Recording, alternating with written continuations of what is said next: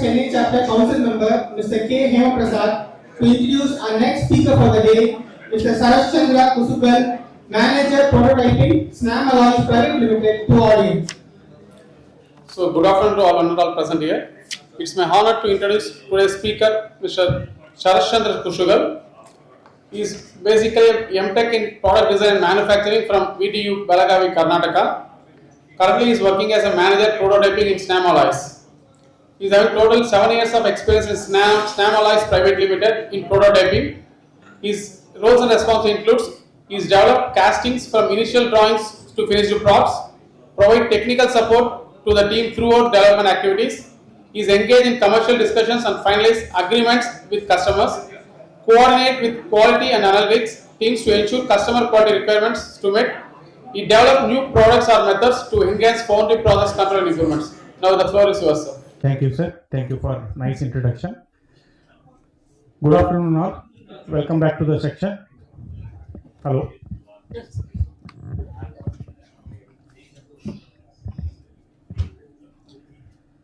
Hope you had a wonderful lunch. Myself, Sarath Chandra Kusugal, working as a manager, prototyping division, SNAM Alloys Private Limited. So, as you are aware, SNAM Alloys basically we are into ferrosilicon, magnesium, and inoculants. We are the manufacturers and exporters of these products 45 countries across the globe. To support our end customer, we have like prototyping division where we support our foundries for their tooling development. We support our foundries for their new part development. We support OEMs for their new part development. Prototyping is a beautiful process where you get a chance to work in complete life cycle of a product, starting from 2D drawing to 3D modeling, 3D modeling to casting process simulation to tooling design to tooling manufacturing to molding to melting and pouring to fettling to machining followed by secondary operations such as radiography, heat treatment, painting, and so on. Prototyping, it involves so many activities. It looks beautiful, at the same time it is challenging because each job has its own complexity level. Each job has different dimensions and weight ranges. It can be a half kg casting today, or it can be a 200-300 kg casting tomorrow. The main challenge here is lead times and competitive pricing. Though we say we are doing prototyping, customers always expect first time right casting in shorter lead times as well as competitive pricing. So what is the purpose of prototyping? So mainly like prototypes serves OEMs in the sense initially like whatever design they will be having, so they will verify that design with structural analysis. After that they validate their design with experimental analysis. To conduct experimental analysis, they will be having a requirement of few castings. It can be a batch of 2 numbers, 5 numbers, 10 numbers, 20 numbers. We develop like prototyping serve their purpose in finalizing their design. So once they conduct their experimental analysis, so they release that design to foundries, so where they convert that one into a full scale production.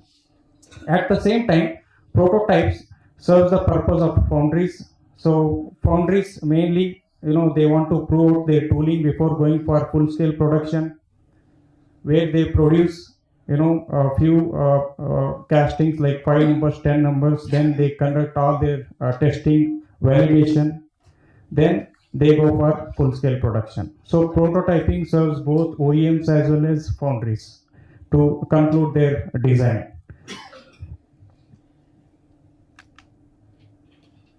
And how to produce these prototypes? There are so many processes, like sand casting is there, investment casting is there, die casting, in die casting, gravity die casting, high pressure die casting. I have just named few of the casting processes here. There are so many different casting processes are there in the market. Sand casting is a process where sand is used to create a mold cavity. It involves like pattern creation. Pattern can be a wooden pattern, it can be a epoxy pattern, it can be aluminum pattern, or it can be a metallic pattern. So based on the quantity, how many castings you are going to produce, based on that you have to decide the tooling material. Mold preparation, yes, of course, it can be a green sand process, or it can be a no bake process, or even it can be a printed mold technology. So you can use that also. Applications as automotive parts we can produce, machinery components we can produce. Advantages, low cost is combination of MDF patterns and green sand. It is very economic, so you are able to produce few number of castings when it comes to prototyping. Flexibility with part size, there is no size restrictions. You can produce 100 by 100 mm, a small component. At the same time, you can produce 2 meter by 2 meter casting. So that is the beauty of this process. Yes, there are certain limitations when it comes to surface finish. It is, compared to other casting methods. So it is not as smooth as them. And, there is some limited precision compared to other casting processes. And when it comes to investment casting, investment casting, also known as last wax casting, it involves creating a wax pattern, covering it with ceramic, and then melting out the wax. So here also it involves pattern creation, wax removal, mold heating, and metal pouring.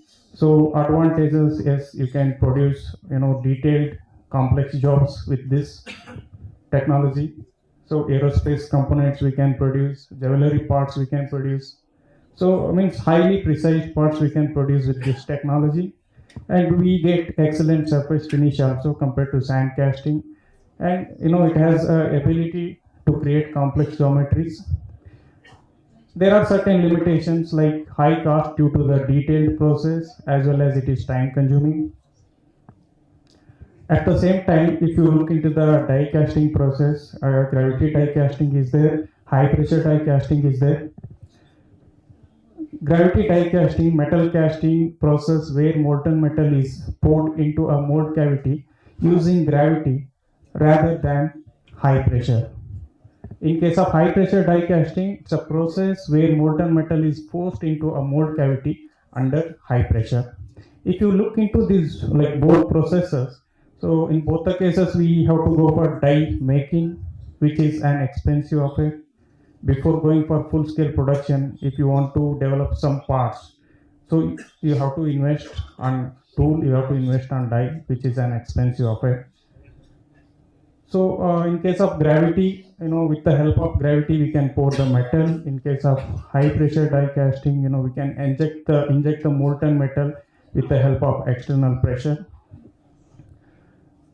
Applications like high volume production, yes, both technologies, both methods are very promising, for high volume production. So we can produce consumer goods, we can produce automotive parts. The main advantage is high dimensional accuracy and smooth surface finish. What we get in this process, we may not get in other process. So there are certain limitations. As I mentioned, we have to have a metallic die to produce part from this method, and it is limited to certain model. Like we can produce only non-ferrous metals with these processes. So what I am going to say is that there are so many processes are there in the market. These processes, these methods are being followed from so many years, but still we are struggling with defects, material wastage, and long production times. Then what is the better approach? So better approach in the sense, nowadays you can see so many advanced technologies have come up in foundry industries. We can see rapid prototyping, and we can see robotics and automation, yes, of course, casting process simulation. So though we have expertise in casting, gating system design, it is always better to validate our gating system design with casting process simulation to ensure first time right casting. Because we never know, we may end up with sand related defects, gas related defects, or metallurgical defects such as shrinkage or porosity. So it is always better to validate our gating system before going for tool manufacturing. Then rapid prototyping. Rapid prototyping is actually a boom to foundry industry. You can directly eliminate patterns, you can directly eliminate core boxes, you can directly go ahead and print the molds and pour the metal, where you can save almost week to 10 days of time. Your lead times will increase. Your lead time will come down. Robotics and automation. Robotics automation, because why I am saying this is especially foundry is mainly full of labors. So sometimes I have come across some scenario.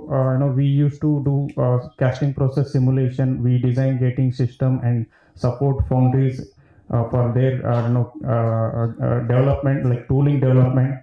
So sometimes customers used to say that like whatever gating system you have designed, so it is working, but still we are having some rejection. So it could be because of our process control also. We never know. It always matters how we good with our process control. So wherever it is possible, we have to automate the process, and what all bottlenecks we are facing, those things and all we have to identify and try to automate the process so that we can reduce the defects, whatever rejections we are getting. So with this combination, so I am not saying we have to only depend on the rapid tooling process or advanced technologies. It should be a combination of traditional as well as this rapid approaches. So it has to be a hybrid system. Otherwise, what will happen is that if we go with only traditional methods, our lead times will increase. If we go with rapid approaches, our cost will increase.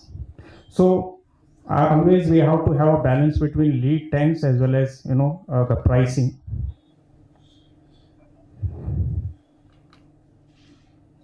We have seen so many processes. We have seen sand casting process, we have seen investment casting process, we have seen gravity die casting process, we have seen high pressure die casting process, as well as we have seen rapid prototyping also. Then which process we have to select? Process selection is very important. It is very crucial when it comes to prototyping because of the cost. Material, yes, of course, if it is aluminum, you have so many options. Sand casting is there, gravity die casting is there.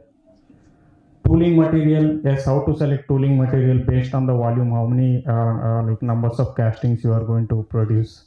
So if it is just 1 or 2 numbers, directly you can go ahead, print the molds for the castings, which is easy as well as time saving. If it is like 5 to 10 numbers, yes, this wooden patterns or MDF patterns are very promising. We can produce up to 20 numbers. And if it is like 100 numbers or up to 1000 numbers, we can go with epoxy patterns. If it is 10,000, we can go with aluminum patterns. So like that, tooling material selection is important. So as your production volume, as your quantity increases, you have to change the material and you have to select appropriate material. Complexity, one more parameter, is casting is a combination of thin and thick sections. So some thin section up to certain distance, after that suddenly it will change to some 20 mm, 30 mm. So after that again, so one more feature with thin cross section. So again we have to study the complexity of the part, complexity of the geometry. So based on that, we have to select the process. And surface finish, dimensional accuracy also matters.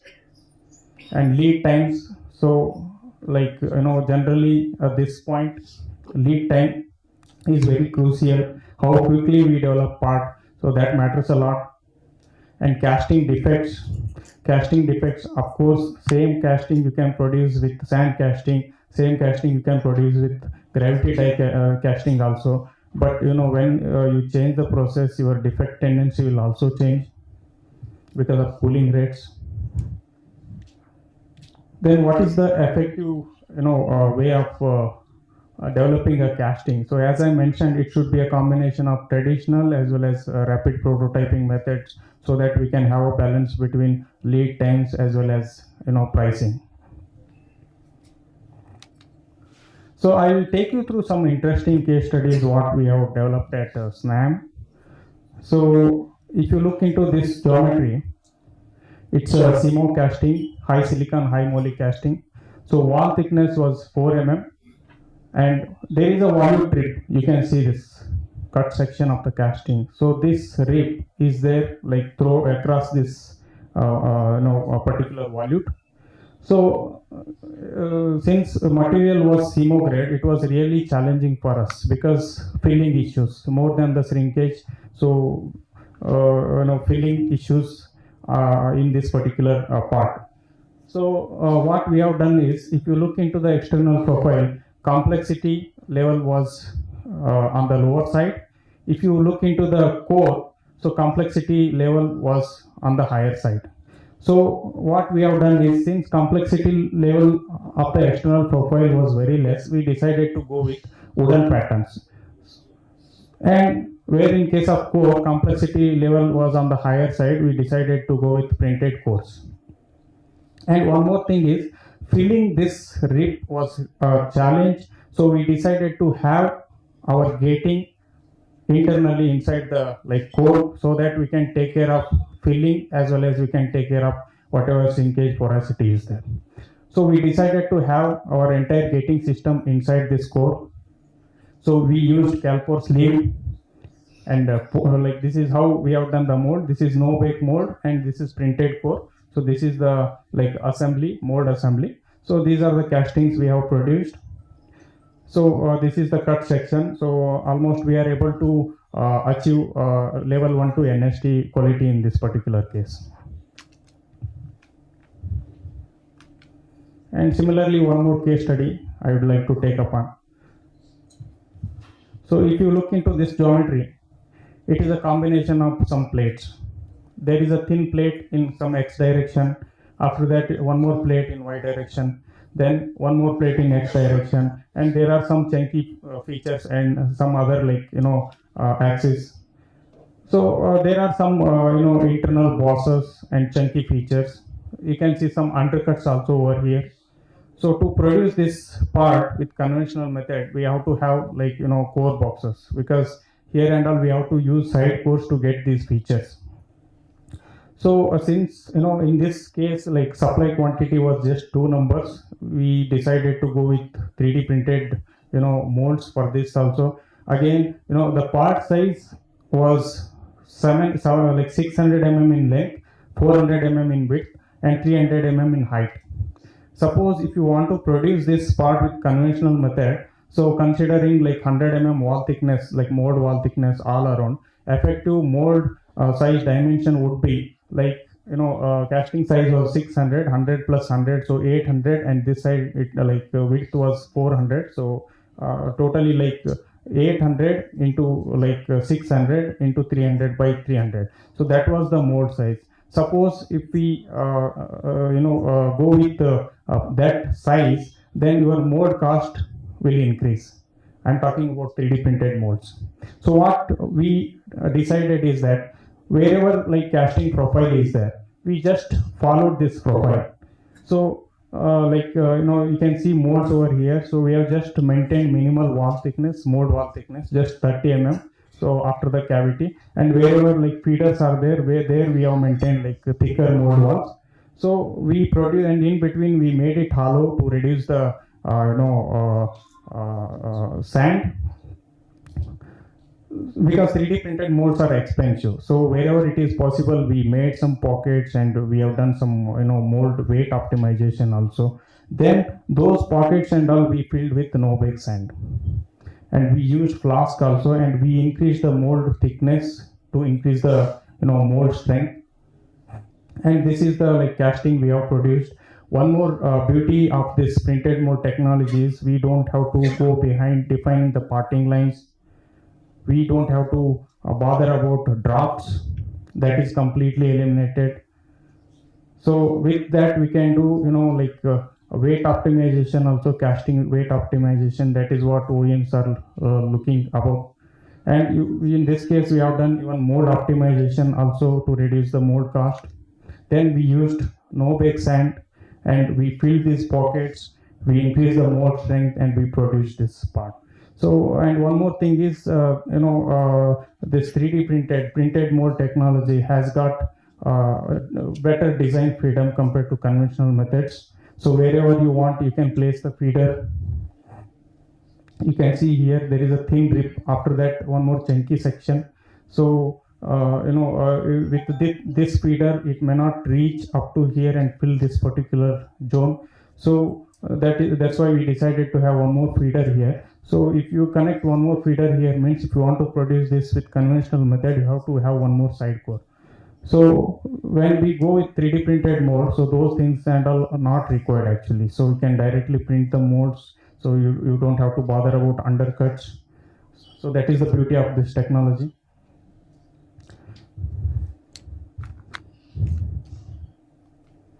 And this is the typical lead time we took to develop these castings. Design work, yes, means 2D to 3D modeling, methoding and simulation, tooling design. So that profile molds, what I was talking about, we took almost 3 days to complete. And molding, yes, in two days we are able to produce the molds. Then pouring, so 6th day we completed pouring. 7th day we completed fettling as well as lab testing analysis. So there was some machining also. We are able to complete machining in 2 days. I am talking about 2 parts. 11th day we have completed radiography. 13th day we have completed powder coating. 14th day like we have completed inspection and documentation, and 15th day part was ready to dispatch. So almost we took 3 weeks time to develop these castings. And one more case study, like process transformation, it was HPDC part, actually high pressure die casting part, because if you look into the complexity of the part, this is the part size 400 mm into 240 mm into 90 mm. Material was LM25 aluminum. Critical features are thin ribs. If you look into the geometry, so whenever we get RFQ, so we have to do like the geometrical analysis. We have to study. So what is the minimum wall thickness? What is the predominant wall thickness? What is the maximum wall thickness? How many like chunky portions are there? Chunky features are there? So this and all matters a lot. So if you look into this geometry, so it has got minimal wall thickness of 2.8 mm. So that was the predominant wall thickness also. And in between you can see some cylinders as well as some bosses which are prone to shrinkage or porosity. This part was very challenging when it comes to like sand casting. So original process was SPDC. So actually customer made some modification in the geometry. They changed some features. They wanted to validate the performance of new design. For that, initially they are having some requirement of few parts before going for full scale production. If they want to produce with HPDC process, they have to go for die making. Die making will be very expensive. If performance was better, then they can go for full scale production. Otherwise, entire project they have to scrap. So to avoid that, what we have done is that we proposed them this printed mold technology, producing this casting with printed mold technology. This is how we have done. So first thing is we have completely eliminated the drops. So with that part weight optimization we have done. And this red color, so wherever machining is there, so if we go with printed mold technology, your dimensional, you will get better dimensional accuracy as well as surface finish. You don't have to define your machining thickness, what you define in conventional methods. So we reduced machining wall thickness also. and gating design. So the main catch was filling issues. Since thickness was very less, it was close to like 3 mm. We did so many iterations there. Simulation helped us a lot. We finally, with this gating system, we are able to, we can see the filling. So there is no temperature drop. It is there, but it is very minimal. And we also ensured with other defects such as air, sand, and metallurgical defects. Then we decided to print the molds and produce this part, and this is the result. Is it a hand mold or machine mold, sir? This is printed mold, sir. 3D printing technology, binder jetting.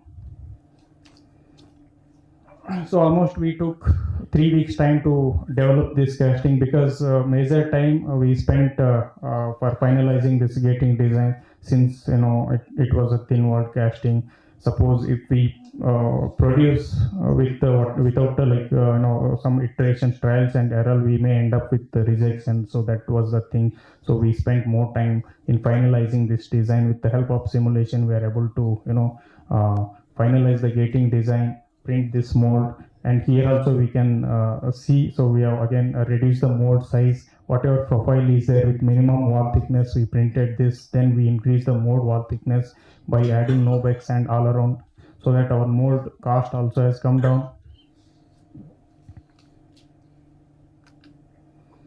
And one more case study on inspection and machining fixtures. So generally this machining fixture and people used to have in some metal or this one steel. So what we have done is, since we are doing prototyping, so our quantities will be limited to 20-25 numbers.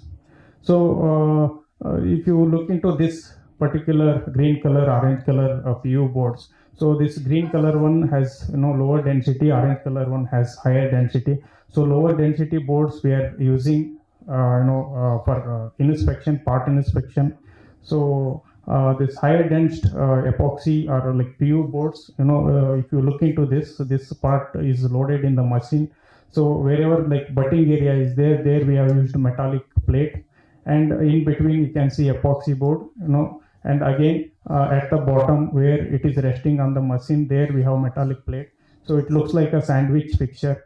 So and one more case, this is aluminum, so we can use this material as profile fixture also. So and it will not react with any coolant or substantial materials.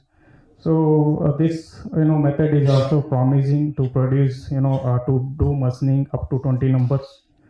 So this material is like almost time saving. Machining is very fast. I'm talking about fixture machining is very fast.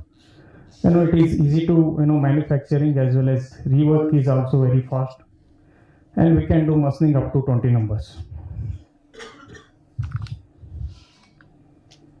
And what are the advantages with this combination?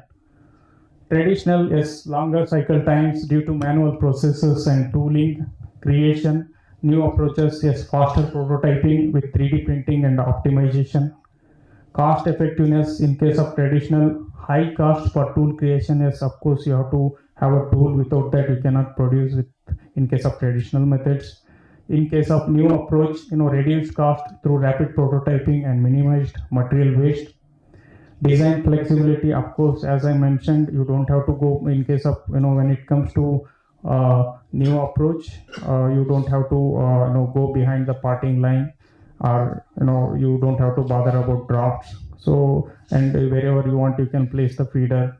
So that much flexibility, design freedom we have when it comes to a new approach. Accuracy and quality, of course, it is far better compared to traditional methods. And these are the facilities we have at SNAM. So you will get complete development under one roof. So we have like 3D modeling software. So you just have to give us a drawing or machined final 3D model. We can convert it into casting 3D model. So then we can work on gating system design based on the theoretical approach. Then we can validate our gating system design with simulation software. Yes, we have facility in house. We have got FDM based 3D printer. We can print 9 different types of materials, including carbon fiber, which you can use it for, as a gauge for your mold and core inspection. We have in-house foundry. We can produce all grades of HJ iron casting, gray iron casting, aluminum casting. So recently we have done ADI castings, Astamper ductile iron, and we have done CMO castings. And we have in our tool room also, we have VMCs, we have HMC, we have turning center. We can take up machining up, batch quantity also. And we have in-house Faro, where we can do complete inspection of the part. We can do probing, we can do scanning, we can validate with actual drawing as well as 3D model.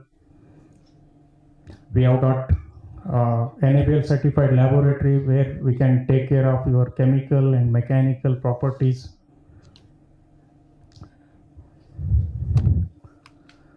With this, I will conclude my presentation. Thank you.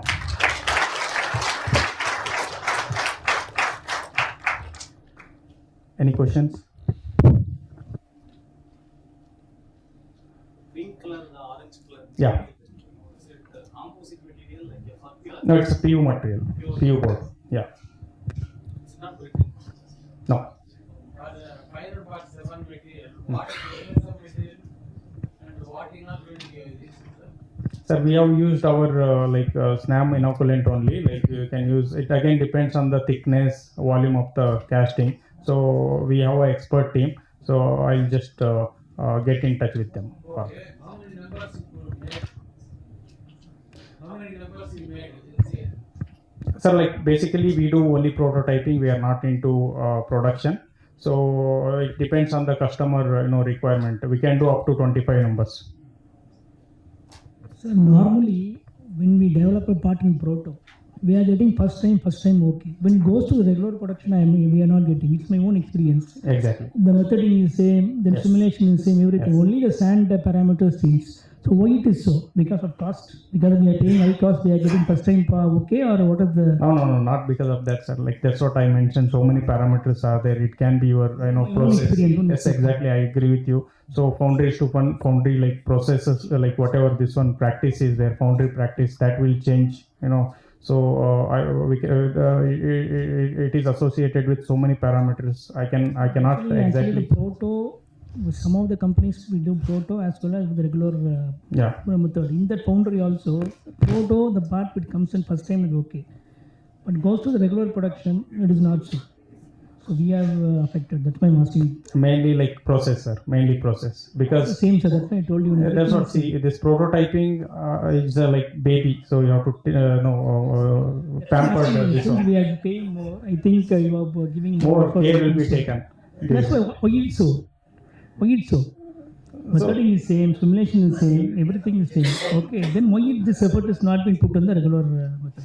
Sir, prototyping means mainly, as I mentioned, so quantity will be very less, and you will show you may use better technology or this one and all you can produce. No, you are something talking different. about same foundry process. See, some foundry is having proto. Then we have to do root cause analysis, sir. I cannot tell exactly without that because so many.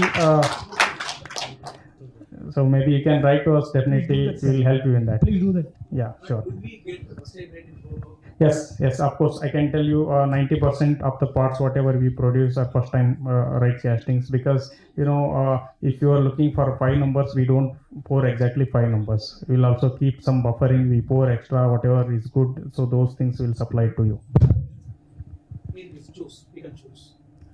That will be the development stage. Obviously rejections will be there, so we cannot say, but still I can tell you almost 90% we are able to produce first time right.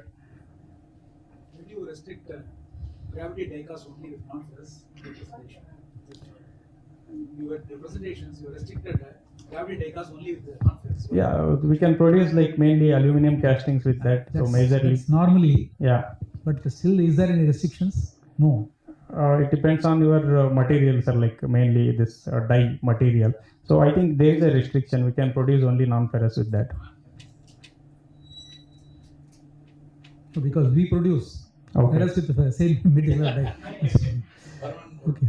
Permanent In fact, component. we are using cast iron dies for producing. Same component and die material both are the same. Same metal we pour both die as well the component. Yeah, we have also done similar experiments, but we cannot openly Fine, tell fine. that. Okay, Yeah. fine. Yes, sir. ADI. No, we don't have in-house. Like we have some collaboration and we'll get it done. But complete development we do in-house. Here, what is the life of the mold? What you have shown for this aluminum casting?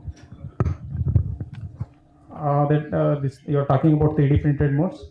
3D printed mold. It is use and throw. Sir. Use and throw. One time, yes. One time. We You cannot. have core printing also. No, like we have like plastic printing actually FTM based, and this molds and all again like we have some collaboration, so we used to get from there. How about 3D printing? 3D printed molds, yes. So it's a binder jetting technology. How did you manage the cost? Is it closer to See, when it comes to prototyping, suppose if you want to produce few castings like 2 numbers, 5 numbers. So if you just to produce few numbers, if you develop tooling, I mean like patterns and all, your cost will increase. So after like 5 numbers, 10 numbers, you have to like scrap that. So that's what I'm talking about prototyping. But in same cost, if you print this molds, your surface finish will be better, dimensional accuracies will be better, and your defect tendency will reduce. So that like lot of advantages are there. When it comes to price, of course, it will go here and there. So that's what like when we receive the order, inquiry, what we do is that we do some feasibility study. So we work on both traditional as well as this rapid approaches. Now we will prepare estimation in both cases and will propose you the best. All right. I think we can move the discussion later to the high tea session. Now moving on. First of all, thank you, sir, for the lovely presentation. Thank I you. think we have much more questions and you will be addressed again in the tea session. So, thank you. Now we request IIF Chennai chapter, IIF Chennai chapter council member, Mr. J. Gopalakrishnan, to felicitate Mr. Sarash Chandra with a traditional Angavastram.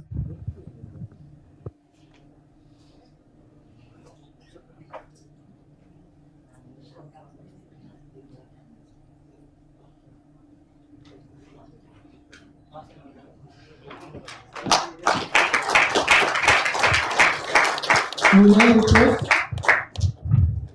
Mr. P.E. Kiran Kumar, AGM, Dan Block Breaks India, to felicitate a speaker with a memento.